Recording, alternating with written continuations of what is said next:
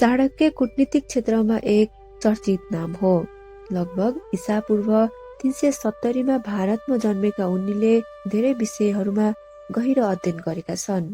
तक्षशिलाका आचार्य, दार्शनिक तथा महान सम्राट चन्द्रगुप्त मौर्यका सल्लाहकार थिए। उनी नन्द वंश सकाएर चन्द्रगुप्त मौर्यलाई राजा बनाए।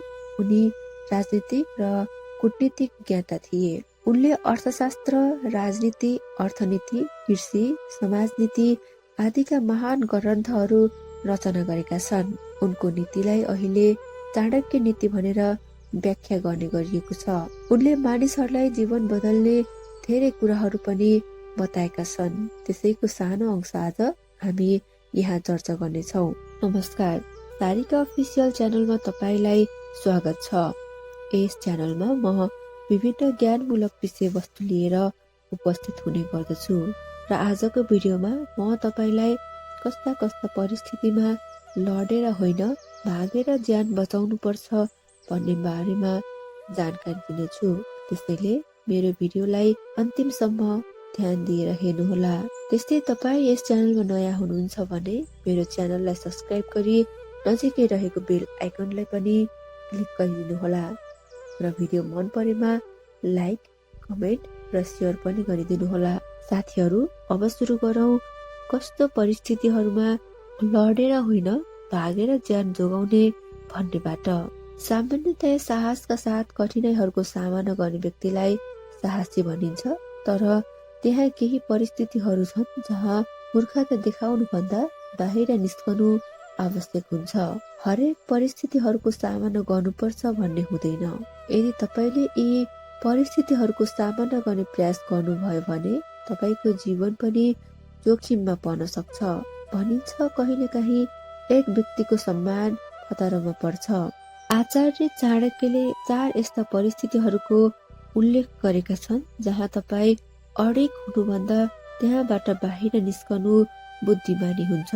आउनुहोस् ती कुराहरूको बारेमा जानकारी लिऊ। चाणक्य भन्छन्, यदि भिड अचानक उग्र भयो भने यसबाट उम्कनु सबैभन्दा बुद्धिमानी हुन्छ। किनभने भिड अनियन्त्रित हुँदा उनीहरूले केही पनि देख्दैन। यस्तो अवस्थामा त्यहाँबाट बाहिर निस्कनु सबैभन्दा उपयुक्त काम हुन्छ। त्यसै गरी दोस्रो अवस्था रहेको छ चाणक्य नीति शास्त्रका अनुसार विपक्षी अचानक आइ लागेमा त्यहाँबाट निस्कनु राम्रो हुन्छ। तपाईँ बिना योजनाका साथ विपक्षीसँग लडाई गर्न सक्नुहुन्न। यदि तपाईँले विपक्षीसँग पूर्व तयारी बिना लड्न कोसिस गर्नुभयो भने तपाईँले लडाई हार्ने मात्र होइन, जीवन पनि खतरामा पर्न सक्छ।